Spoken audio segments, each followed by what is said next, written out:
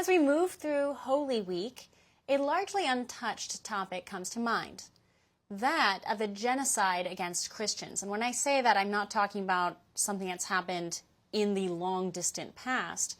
Genocide against Christians happens today. It's just not a topic we talk about or cover unless you're watching a Sunday Christian show. So in an April 2025 piece for the Sunday Guardian, a rare mention of this, the Armenian genocide is revisited 110 years after it began, highlighting the Ottoman Empire's systemic annihilation of 1.5 million Armenians through executions, deportations, and forced starvation.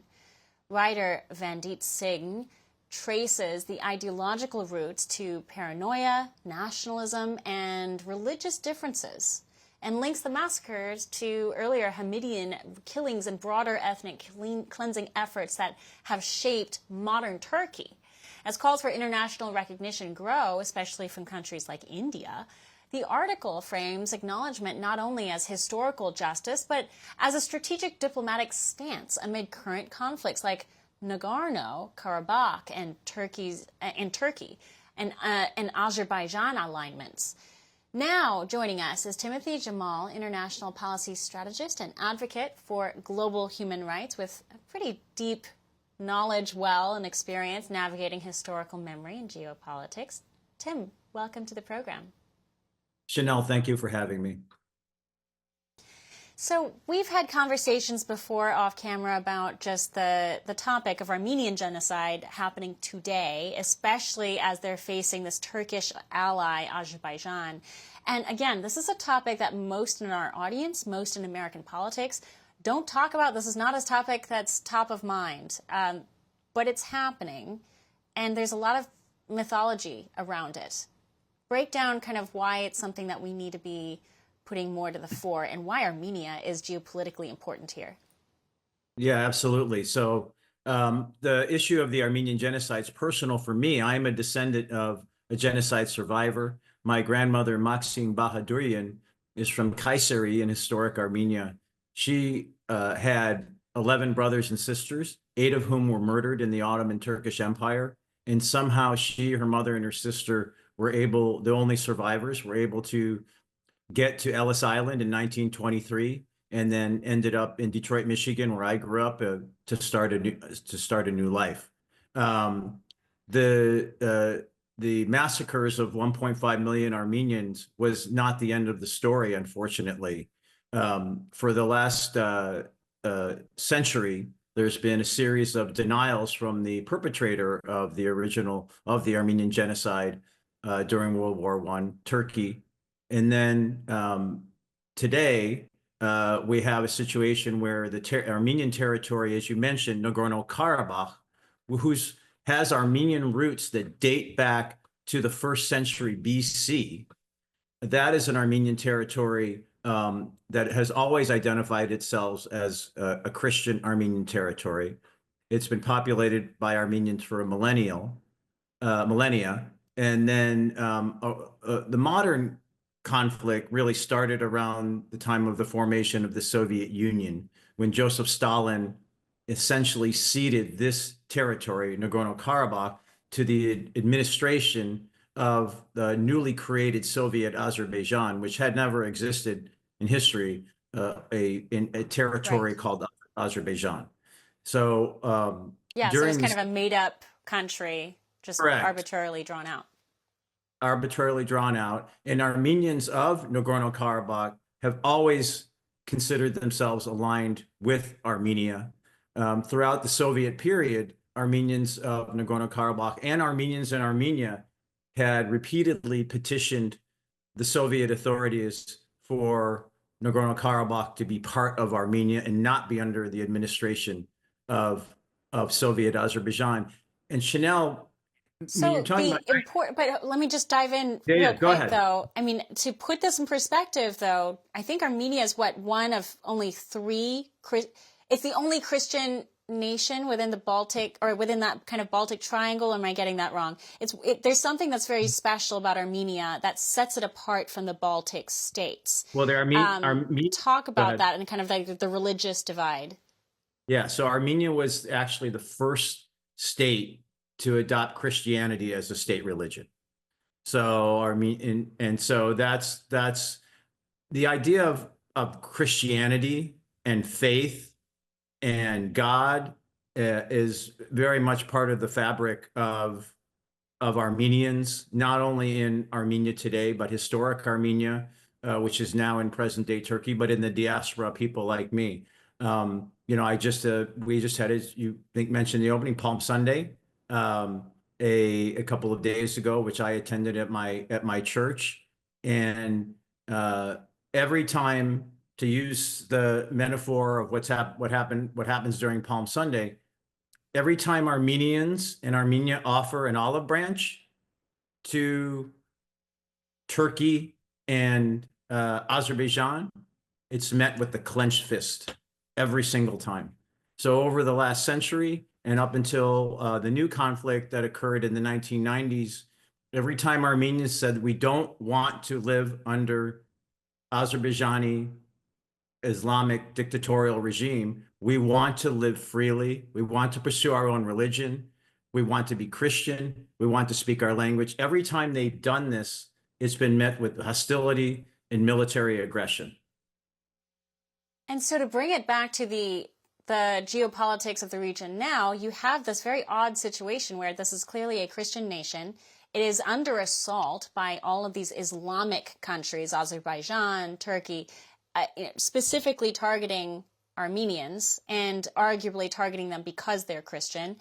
And yet you have modern day countries still refusing to recognize that this genocide, which clearly happened, they refuse to acknowledge it. And what is your take on where we are now with leadership so fundamentally changed here in the United States? I mean, do you think that there is a chance that, the Trump administration and kind of this pro-Trump leadership around the world will start kind of rallying around this, or are there other obstacles in the way?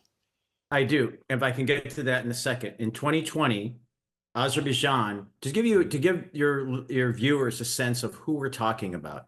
We're talking about a man named Ilham Aliyev, who is the dictator of Azerbaijan. He has enriched his family and himself at the expense of his people for years, acquiring massive amounts of wealth, using that wealth to engage in what's called caviar diplomacy or bribery of officials to create a false narrative of history and of even recent history since the breakup of the Soviet Union. In 2020, Azerbaijan launched a major large-scale military assault with the help of Turkey against Armenians of Nagorno-Karabakh, who had rightly fought for their self-determination, their independence, to live freely. And they did so, and think about this, they recruited terrorist Islamic mercenaries to go to Nagorno-Karabakh, Chanel, this is Aliyev in Azerbaijan, not only to kill Armenian Christians, but to gloat about it and boast about it and receive additional compensation for beheading Armenians.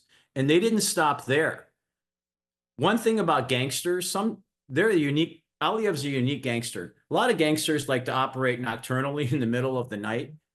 What Azerbaijan and Aliyev do is they commit these atrocities. They behead Armenians, and then they parade it on social media for weeks at a time. And so what we have through sister organization of ours, the Center for Truth and Justice, has documented most of these atrocities that have been committed by Azerbaijan with the help of Turkey. And I will say that in 2020, Secretary of State Mike Pompeo, under the first Trump administration, brokered a ceasefire after Azerbaijan had launched this assault on Nagorno-Karabakh. He and his team spent 12 hours negotiating with Armenia's leaders and Azerbaijani's leaders.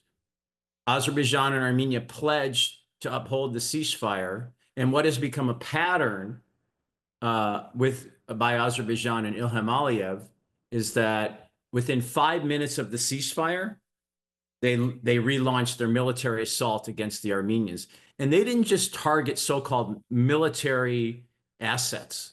They targeted churches. They targeted residential homes. They targeted civilian infrastructure. They dropped white phosphorus on the forests of Nagorno-Karabakh.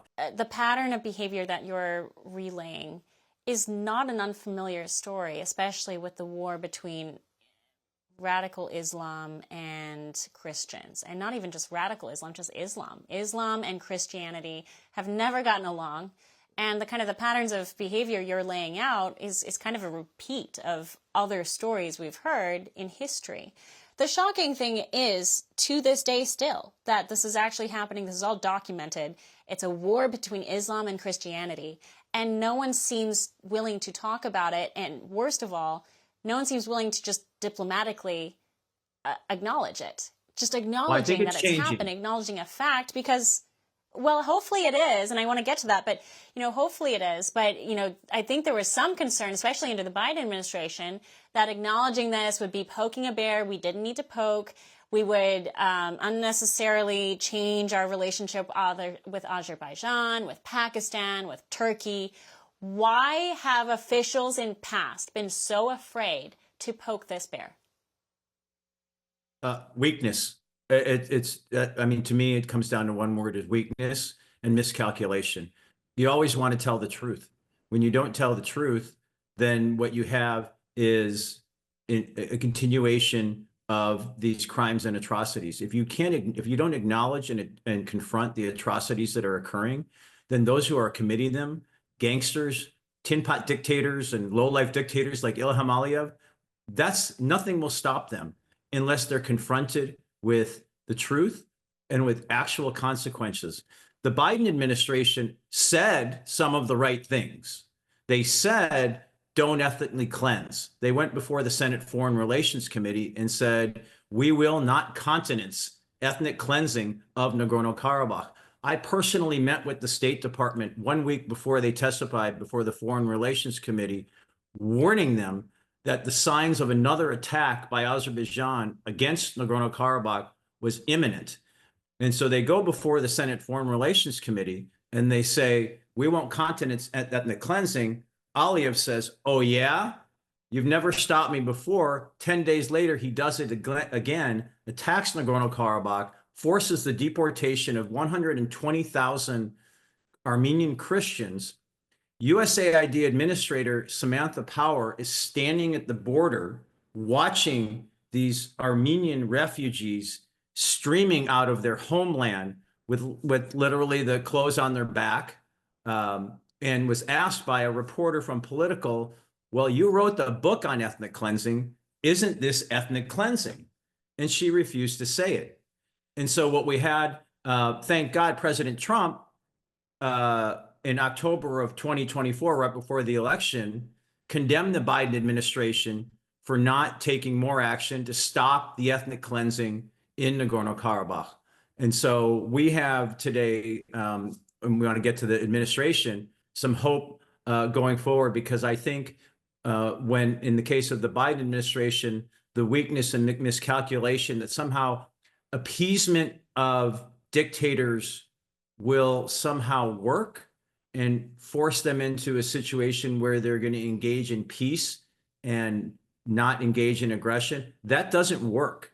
And I think this administration right now understands that. Tim Jemal, a fascinating discussion. Again, it's not something we're having in the normal discourse of what's happening in the world, but it also has some massive implications economically in the region, especially when it comes to China too. But that's another topic. We'll get to that. By the way, Armenia has not joined Armenia has not joined China Belt and Road Initiative. Armenia itself, the popularity of the United States has a 90% approval rating in Armenia. It's naturally aligned with the peace agenda of the Trump administration. No, it makes sense. And again, they have not given in to China, which is kind of a rarity. And I think that's something that the Trump administration recognizes. Tim Jemal, a pleasure. Thank you very much. Chanel, thank you for having me on. I really appreciate it. Coming up, analysis shows networks downplaying positive economic news under Trump in ways that are maybe not shocking, but there's some details here that should surprise you. Phil D'Agostino joins us to fill us in on what we've been missing. We'll be right back.